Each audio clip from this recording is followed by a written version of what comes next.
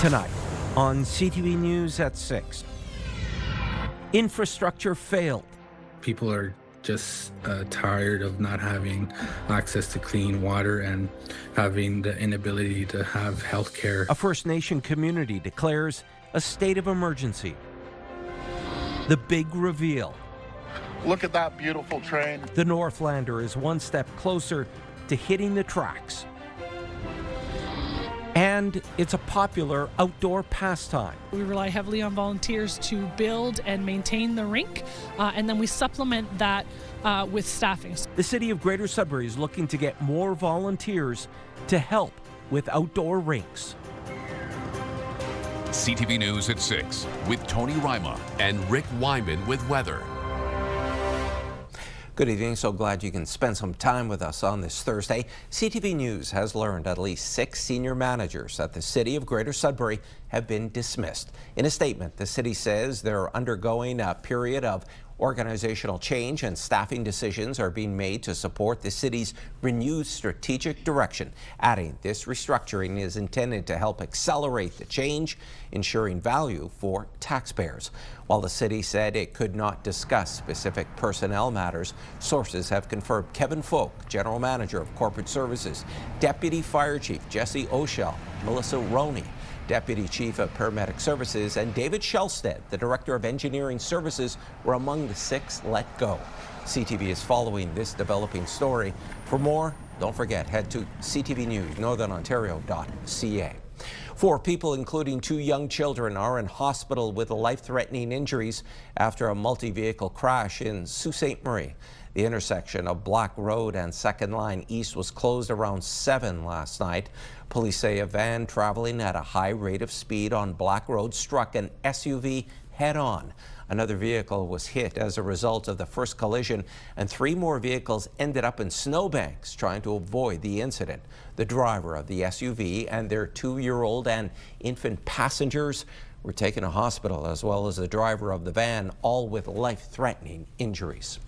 A 23-year-old Manitoulin Island man has been charged after a firearm-related incident yesterday. Provincial police were called to Emery Road on Highway 542 in Gordon Township around 1:30 a.m.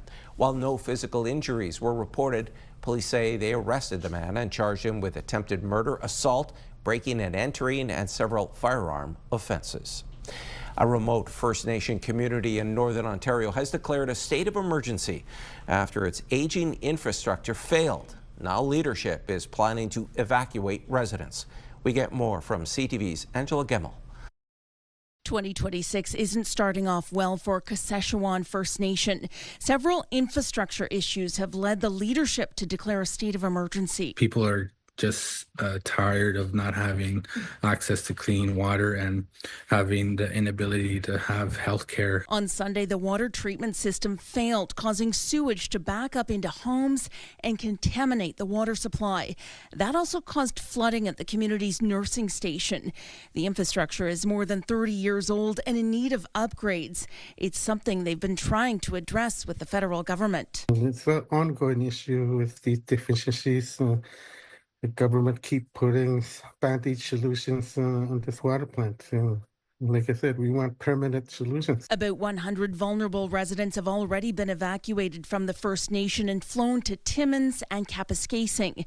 But due to the urgent public safety concerns, leadership has requested a full evacuation of all 2,200 residents. We don't have any potable drinking water. We're having issues bringing in water to the community because of weather conditions and where our planes are flying from. So we have a whole list of issues, and it kind of necessitated the need for our community to evacuate. And keep encouraging people to be strong out there. Be safe when they're evacuated. Indigenous Services Canada says it's working closely with the community. It distributed some bottled water and sent specialized technicians to help repair the equipment. A spokesperson for Indigenous Services Canada says this is an evolving situation and we will continue to respond to all critical needs to support community members and leadership through this evacuation and to get people back home as soon as possible. It's unknown when then the community will have a working water system again, and more evacuation flights are being planned in the coming days. Angela Gemmell, CTV News, Sudbury. And residents from Kasheshawan are arriving in Kapuskasing this evening. These photos, courtesy of Creemergency, show evacuees arriving and being shuttled to safe and clean accommodations. Creemergency is a First Nations-focused emergency management provider supporting the evacuation. On social media, it said it has already helped 100 residents and are helping to coordinate services for those continuing to arrive. The Timmins and District Hospital emergency room is experiencing a lot of patients with influenza A. The ER's lead physician says many people are so sick they need to be admitted. CTV's Lydia Chubak reports. How are you feeling right now? Right, not the greatest. Emergency physicians in Timmins are seeing more people presenting with respiratory viral infections. They say the increase began over the Christmas and New Year holidays. Influenza A, I've never seen it in recent years. And the reason it's become challenging is a lot of patients coming in with influenza A are actually quite ill and they're being admitted to the hospital. Harper says there are not enough beds to care for all these patients. For example, when I left my shift last night, more than 50% of the beds in the emergency department were occupied by admitted patients. And what that means is we now can't bring in other patients from the waiting room to assess them as quickly as we typically can.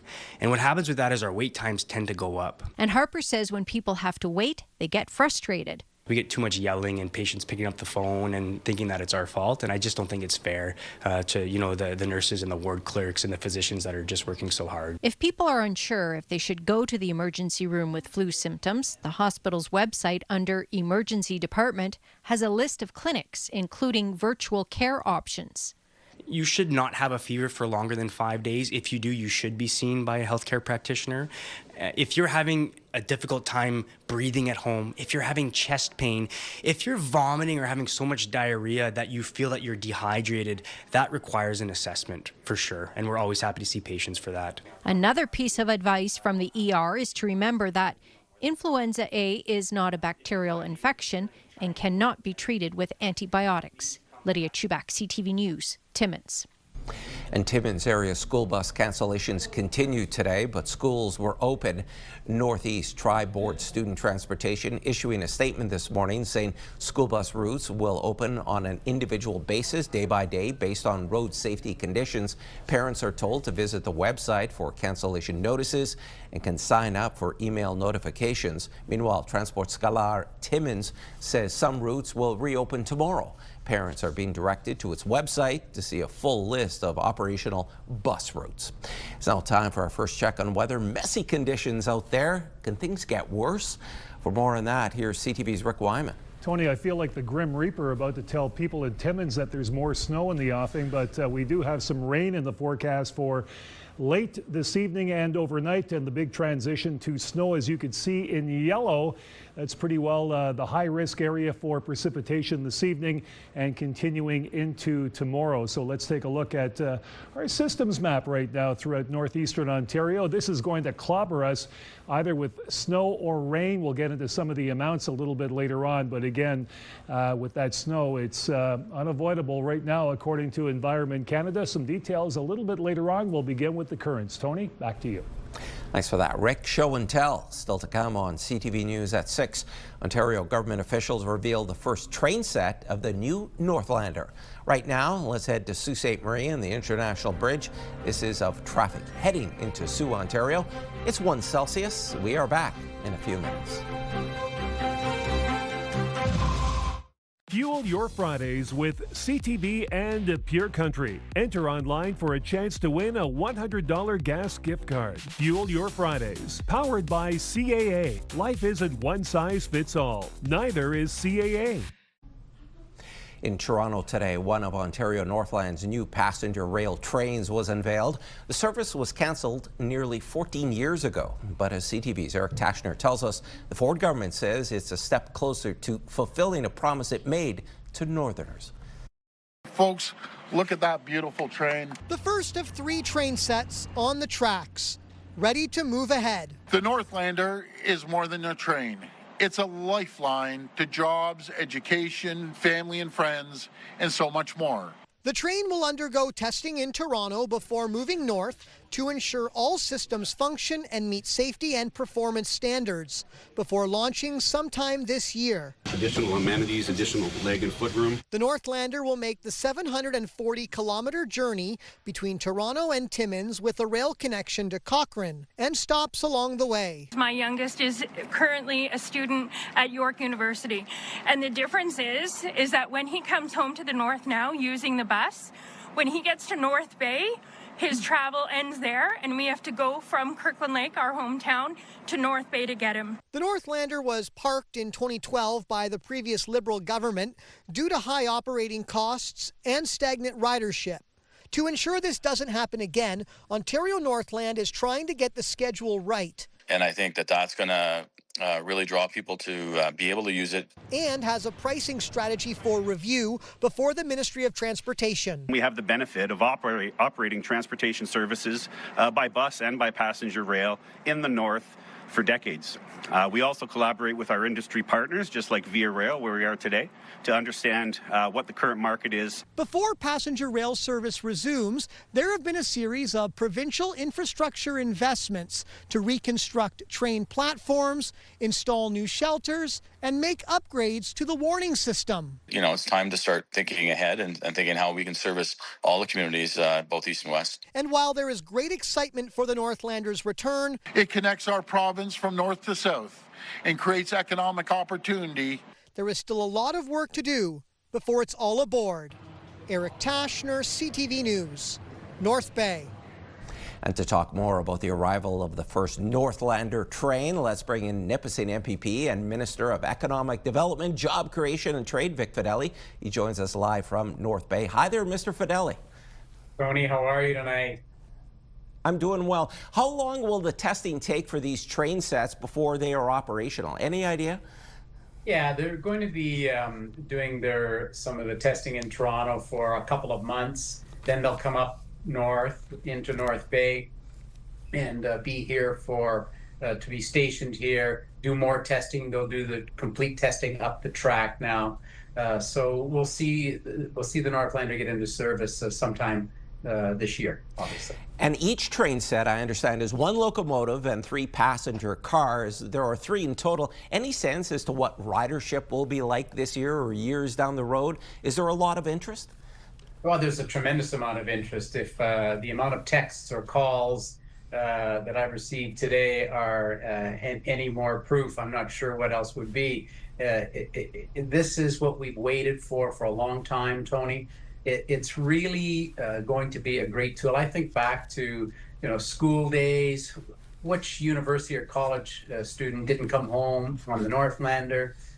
Who didn't use the Northlander from Cochrane to get to medical appointments? It's a great economic development tool. It's a great tool for families. It'll be super for tourism. So we know what the historical numbers were, but the population has grown. The travel urge has grown, so we see a real good opportunity here for success. You touched on 2 things that I'd like you to expand on, Mr. Fedeli. Tourism. How much increased tourism do you think there will be once the Northlander is up and running? And also economic development. Does your government, your portfolio, have any sense as to what those numbers are? We're looking for real opportunity. Take Muskoka, Huntsville. The mayor of Huntsville was there today talking about this is exactly what he needs. People can get on the train in Toronto at Union Station, right downtown in the heart of Toronto, and whip up to Huntsville. With good marketing now, we can also show them that you can settle in on the train in Union Station, all the way up to Cochrane, stay overnight, get on the Polar Air Express, do that whole experience, come back to Cochrane, stay another night, take the train back, maybe stop along the way for another break. This is a really great opportunity from an economic development perspective, from a tourism perspective. From the ECDev perspective, as we bring businesses here, they want to know that there's access. They want to know that there's access to their kids, that their kids can go to school anywhere in the north or in the south and have good access to their hometown as well. Mr. Fedeli, really appreciate your time. Thanks again. Can't wipe the smile off my face today, Tony. No, I see it right there. Vic Fidele, Nipissing MPP and Ontario Cabinet Minister, joined us live this evening from North Bay. The battle over Ontario Place will now extend to Ottawa. The Supreme Court announced today it will hear a constitutional challenge over the legislation being used by the province to remake the area, something lower courts declined to do. CTV Siobhan Morris has more. With the overhaul of Ontario Place pushing on, a new wrinkle far from the water's edge. The Supreme Court of Canada will hear a constitutional challenge of the Ford government bill that makes the makeover possible. It eliminates virtually every civil or citizen or business remedy that could be brought against the government. This comes from a group called Ontario Place Protectors. Their lawyer also argues the 2023 Rebuilding Ontario Place Act is a breach of public trust. Because it takes away all of the environmental and heritage protections. Two lower courts declined to dig into this case. I don't even know why they're going to the Supreme Court. I think it's a bunch of crazy lefties that want to protect one tree or two trees or three birds. The Premier is excited about a transformed waterfront with a controversial spa and water park, trails, public spaces, a new year-round concert space and parking garage. We're building the most spectacular destination anywhere in the country, if not North America. Doug Ford calls these still under wraps designs for a new science center at Ontario Place out of this world, hinting. And then we have some other plans that we're going to do as well. Through Bill 5, the government can get around laws that may get in the way of development of things like mines or new highways. Gillespie says the Supreme Court's decision could have far-reaching consequences. To send a message to governments right across Canada that this type of legislative action isn't permissible. We don't know exactly when the Supreme Court will hear this case, but Gillespie anticipates it'll be sometime in the next 8 to 10 months. Siobhan Morris, CTV News. Back now for a check on your current conditions. Once again, here's Rick. Lots of rain in the forecast, Tony, and that transition to snow for tomorrow. Let's check out our forecast radar as issued by Environment Canada. Some more snow to the north and rain to the south, especially along the Highway 17 corridor. Flood warnings, of course, in North Bay, Sudbury, and Sault Ste. Marie. We'll get to some of the numbers in just a couple of minutes. And of course, we also have our current temperatures for this evening. And I believe it's working this evening as opposed to last night. Moose City -2, Cochrane -4, Timmins -4, and Kapuskasing -4. Big difference in temperatures in the last couple of days. Chapleau -3. Fog conditions in Wawa -1. Sault Ste. Marie fog at -4. Meanwhile, in Parry Sound -2, some clear skies. In North Bay this hour, partly cloudy -3. Temiskaming Shores mainly cloudy -3. Mainly cloudy in Kirkland Lake at -3 as well. And moving along to Greater Sudbury Nickel Belt, overcast -3, partly cloudy Espanola -1, more of the same in Elliott Lake at -1, and fog Gore Bay at -1. 7-day forecast, some of the big numbers that you can expect tonight and into tomorrow as far as rain and snow are concerned, all coming up. Tony? Thanks for that, Rick. Tensions are high in Minnesota. Next on CTV News at 6. Protesters clash with police in Minneapolis after the shooting death of a female driver. And Ukraine is looking for security guarantees in a possible peace deal with Russia. There is growing outrage in Minnesota after the fatal shooting of a woman in her car by an ICE officer. All of it caught on camera. With more, here's CTV's Joy Melvin in Washington. ICE go home! ICE go home! Tensions are high in Minneapolis. Armed, masked ICE officers using pepper spray and what appears to be gas on protesters outside of a federal immigration building. What did he do? Demonstrators demanding ICE get out of their city after the fatal shooting of 37-year-old Renee Good, a mother and American citizen. I watched in absolute horror as I saw a woman who was clearly trying to get away, gunned down. Homeland Security says Good was blocking ICE agents with her SUV on disturbing video from several angles. No! She backs up. Agents shout and grab the door. She drives forward. As the car turns, shots are fired. Even before an investigation, the Trump administration, even the president himself, declared the shooting was justified, telling the New York Times Renee Good had behaved horribly. The vice president quickly blamed the mother, insisting a paid network of far-left radicals are responsible. What young mother shows up and decides they're going to throw their car in front of ICE officers who are enforcing legitimate law? You've got to be a little brainwashed. As mostly peaceful crowds marched, state and local officials blasted the Trump administration, saying the FBI has cut them out of the investigation. People in positions of power have already passed judgment. It feels now that Minnesota has been taken out of the investigation. It feels very, very difficult that we will get a fair outcome. Minnesota's governor again pleaded with the Trump administration to leave his state alone to de-escalate the situation. Instead, the president plans to send another 100 ICE agents in. Joy Malvin, CTV News, Washington. The U.S. Senate has advanced a war powers resolution by a small margin aimed at limiting Donald Trump's power to order further strikes on Venezuela. It comes as the U.S. Energy Secretary says there is room to balance roles for the United States and China in Venezuela to allow for commerce. In an interview on Fox Business Network, Chris Wright also said he expects to see oil companies quickly grow their activities in Venezuela. Meanwhile, China's spokesperson for the Ministry of Commerce said today that China will continue to deepen economic ties with Venezuela and other Latin American countries despite the U.S. military attacks launched last week. In Ukraine, President Volodymyr Zelensky says that a deal for bilateral security guarantees between Kyiv and Washington is ready to be finalized with Donald Trump. It comes as more than 1 million people have no heat or power after Russia launched a series of strikes on critical infrastructure. Ukrainian officials say Wednesday's attacks knocked out nearly all power supplies to 2 regions in southeastern Ukraine. Russia today said that any troops sent to Ukraine by Western governments would be legitimate combat targets. That comment came after Britain and France announced plans to deploy a multinational force to Ukraine in the event a ceasefire is reached.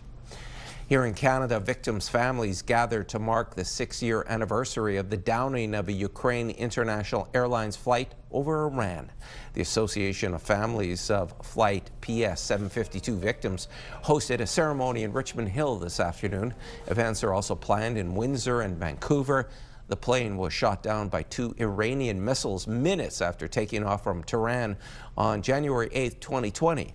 All 176 people on board, including 55 Canadian citizens and 30 permanent residents, were killed.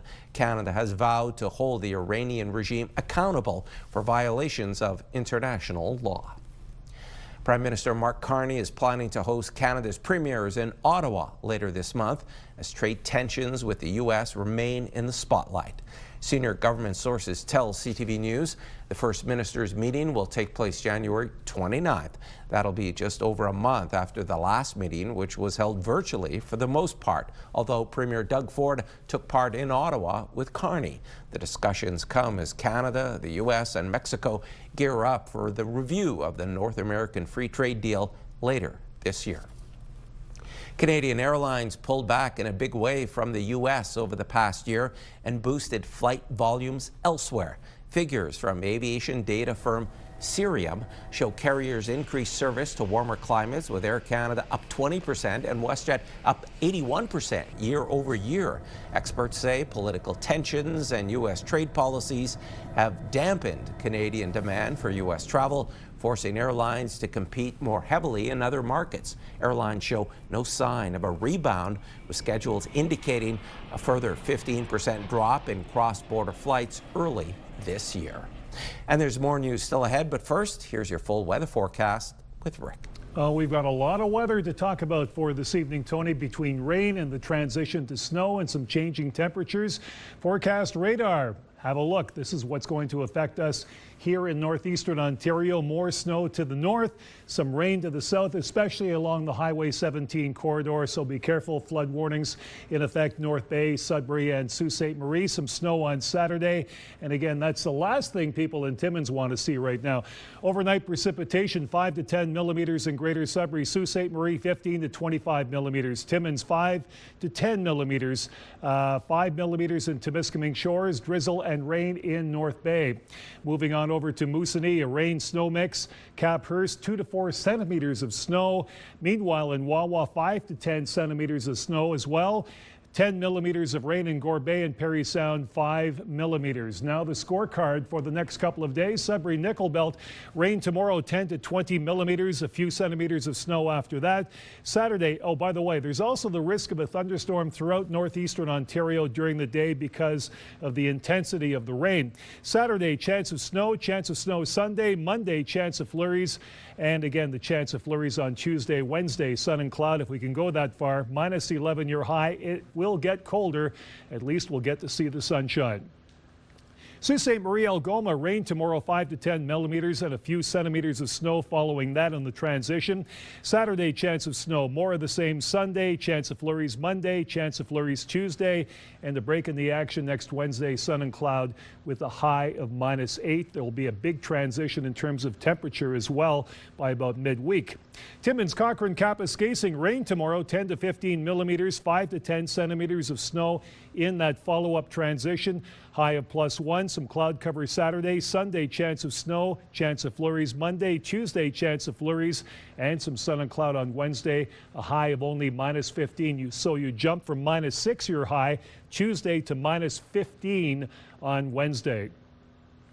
Timiskaming Shores, Kirkland Lake, rain and snow mix tomorrow, 10 to 20 millimeters of rain, then the transition to snow at 7, minus 7 Saturday with the cloud. Sunday, chance of snow, chance of flurries Monday and Tuesday. Some sun and cloud Wednesday, minus 15. Looks like sun and cloud will be in the offing throughout the entire northeast, but that's next week. North Bay, West Nipissing, rain tomorrow, 10 to 20 millimeters, high of 7. Some cloud cover Saturday. Sunday, chance of snow, chance of flurries on Monday, chance of flurries again Tuesday. And here we go again, sun and cloud by next Wednesday, high of only minus 10. The cooler weather will settle in, so that's next week. Let's have a look at our pick of the day today. This is an awesome looking picture of an owl. Laura Russell Bell sent it in. This was taken along the Adnak Rotary Trail. Laura, I love it. Check out the eyes, ominous eyes, thanks to this owl. So again, it's quite the shot. I thank you for that. We'll be back with more coming up tomorrow. And stick around. Coming up after the break in just a couple of minutes, Miners for Cancer, getting ready for their 30th anniversary for their Miners for Cancer hockey tournament is coming up. We'll have that story and more after the break. Canada's restaurant industry is under stress. With inflation and rising food prices, more diners, pubs and eateries are closing their doors. While the sector rebounded after the pandemic, thousands are expected to go out of business as more consumers rein in their spending. CTV's Pat Foran has details. When it comes to spending money in restaurants, more people say they're trying to watch their finances and eat at home. Definitely, yeah. We have been watching how much we're spending on eating out at restaurants. I will try to go to fewer restaurants this year, I think, just given the prices. Prices has gone up a lot. In the last couple of years, it's been extremely difficult for restaurants in general. According to a study from Dalhousie University, last year in Canada, 7,000 restaurants closed and went out of business. The university is now projecting another 4,000 restaurants will shut their doors this year.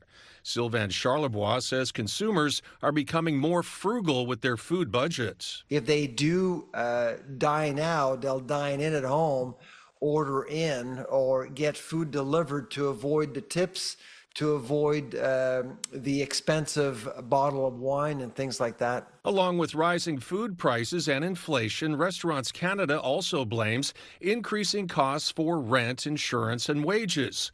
The group says 41% of restaurants are operating at a loss or barely breaking even, but they're trying to keep their prices low because they know customers are watching their budgets. There's an affordability challenge for Canadians right now. There's less discretionary spending. So less discretionary spending means pulling back on restaurant spending. Last year, when there was a 2-month tax break on restaurant meals, prepared foods, snacks, and some alcoholic beverages, restaurants saw an increase in sales of 10%.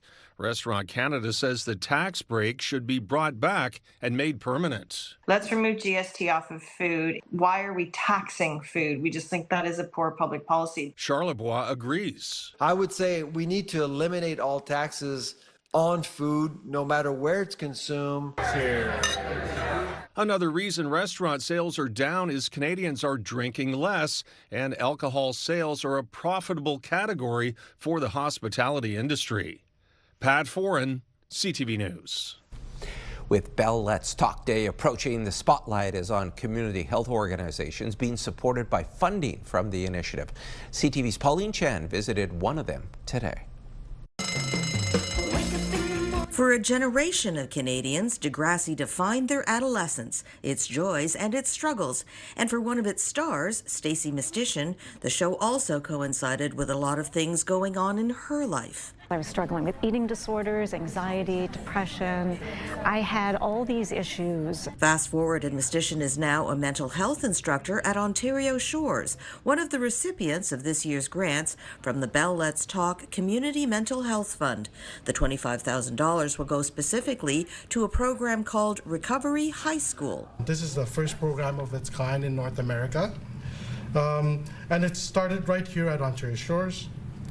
The goal is simple: help students stay in school while getting the mental health support they need. Mistyshin says when Degrassi ended, she immersed herself in education about mental and physical well-being. And physical mental health is so connected, right? So I always knew that I wanted to talk more about mental health, especially after I lost my brother to suicide. That was in 2010, the same year Bell Let's Talk Day began. That's why Bell Let's Talk Chair Mary Deacon says centres like Ontario Shores are so important.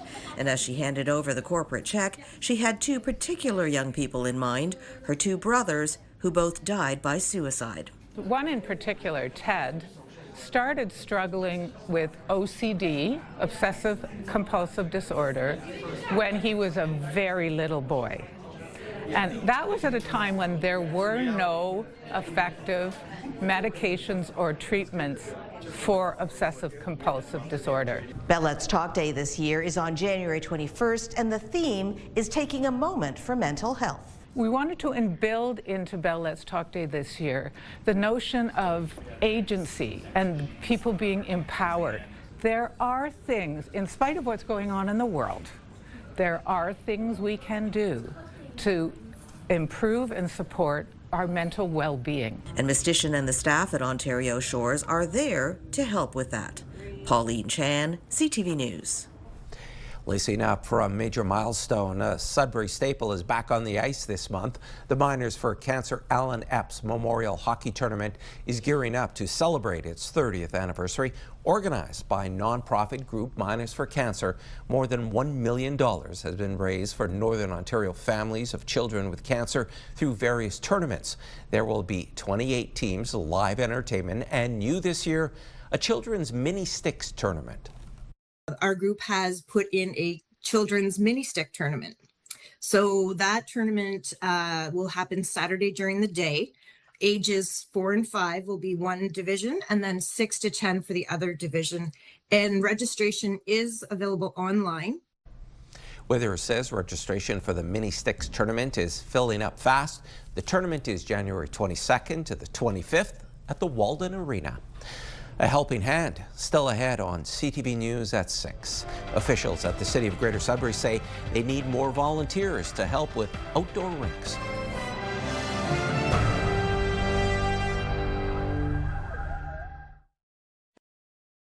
Clothing provided by Laura, Melanie Lynn.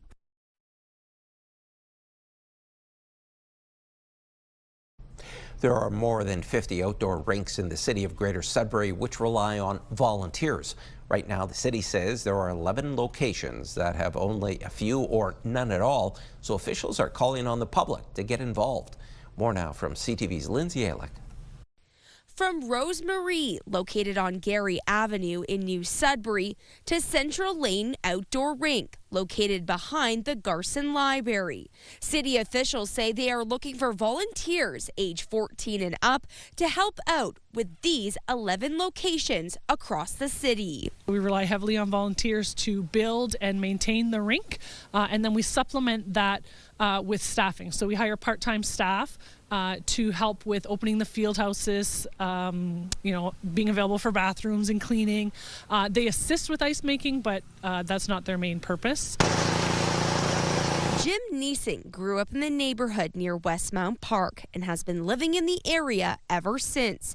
He says he got involved in volunteering at the outdoor rink over 2 decades ago. When my kids got involved in hockey and ringette, we decided, we had time to give back to the community, all the ice time and everything we enjoyed here, so decided to get out here and do something good for the neighborhood. Neesing says the park has a group of dedicated volunteers that are here every day, making sure the ice is ready for when the kids get off school.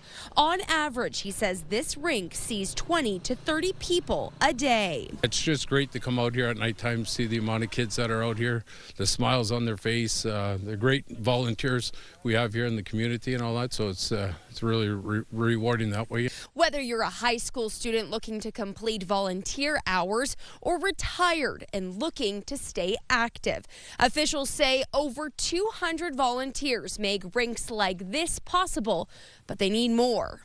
It's really good to get out. You're getting some exercise, getting to meet other people in the community, and just making friends right out there. And we need the volunteers. I mean, that's what keeps it going. In total, there are 56 outdoor rink locations across the city. Lindsay Alick, CTV News, Sudbury. We had a battle of the north last night between the Sudbury Wolves and Sioux Greyhounds, and it was a big night for one new Wolf, Adam Nemec. From the face-off, here's Lemieux at the point. Lemieux gets away from Menyosa, drops it off to Gonchar. Gonchar walking in, cross ice pass, scores.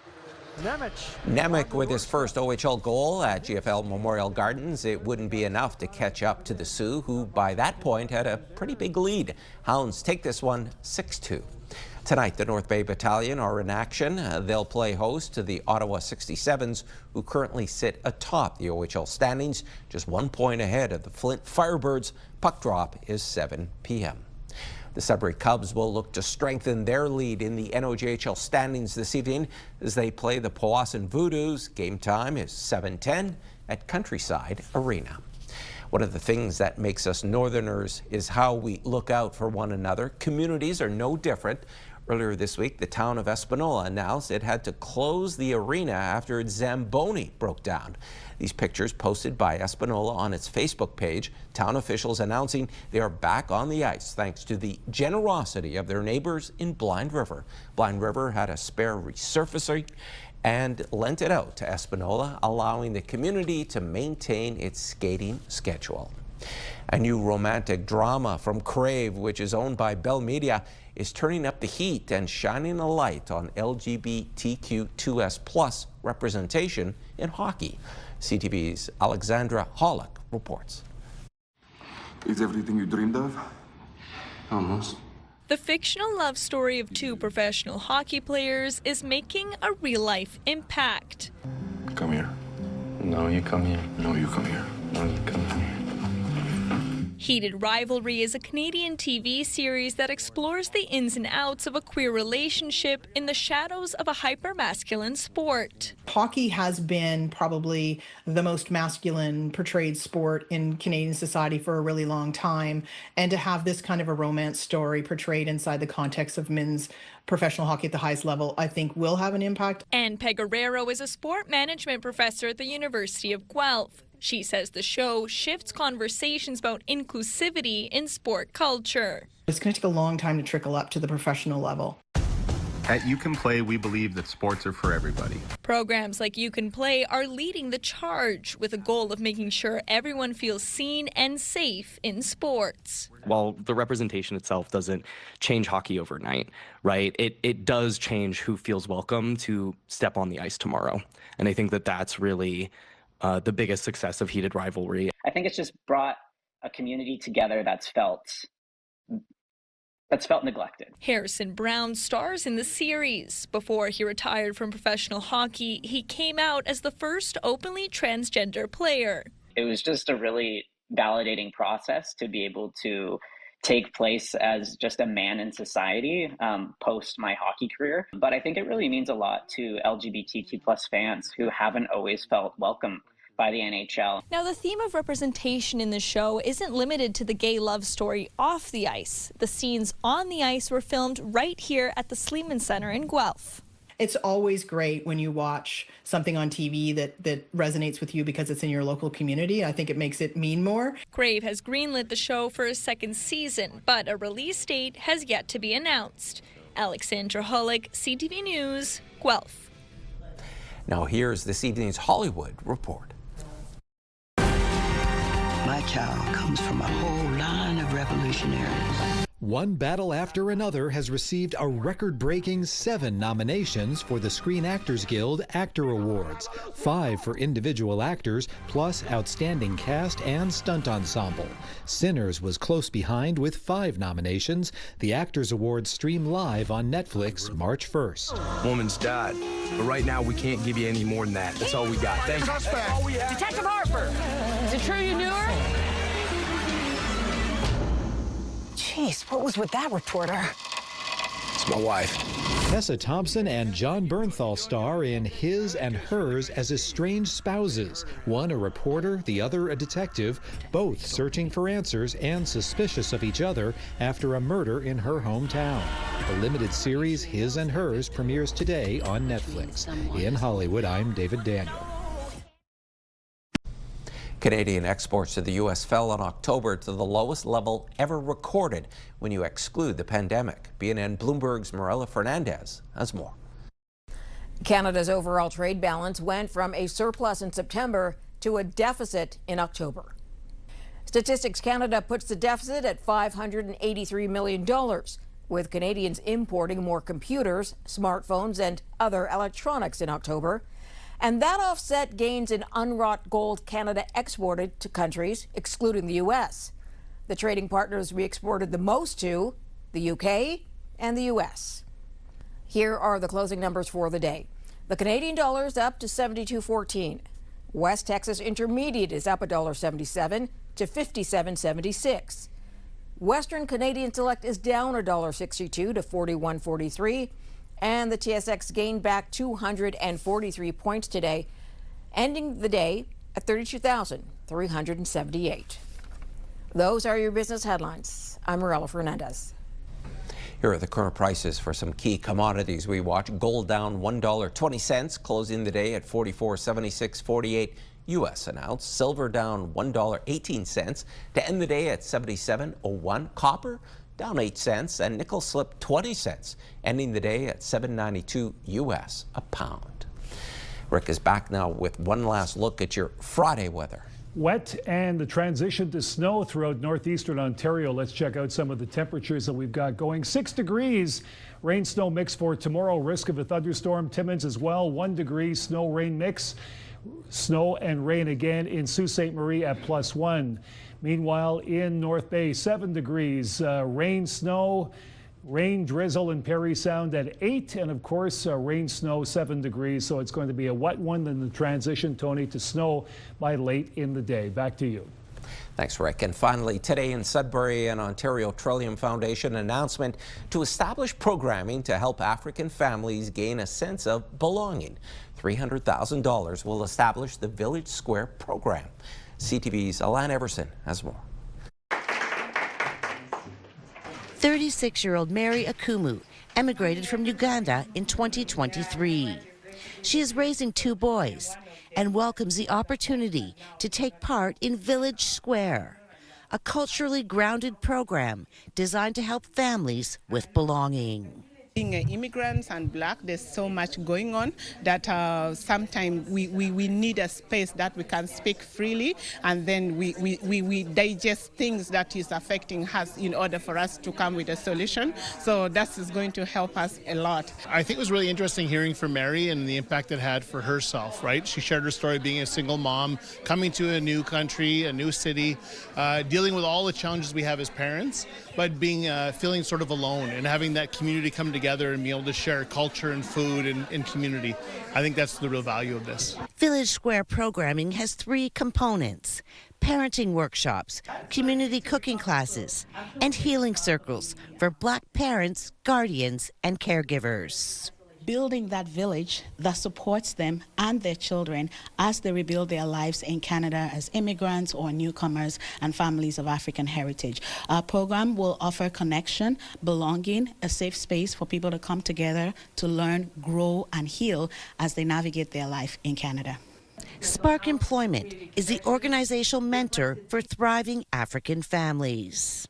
With Spark Employment Services, almost 40 years of experience, our role is to bring that experience to a grassroots organization. Our role is to provide them with the structure, the governance, the education, the lived experience that we have had. The Village Square program is the first of its kind in Northern Ontario. Officials with thriving African families say the Black population in Sudbury has substantially increased over the past 5 years. Alana Everson, CTV News. And thanks for watching CTV News at 6. I'm Tony Ryma. More news comes your way at 11:30 with Ian Campbell. Good night.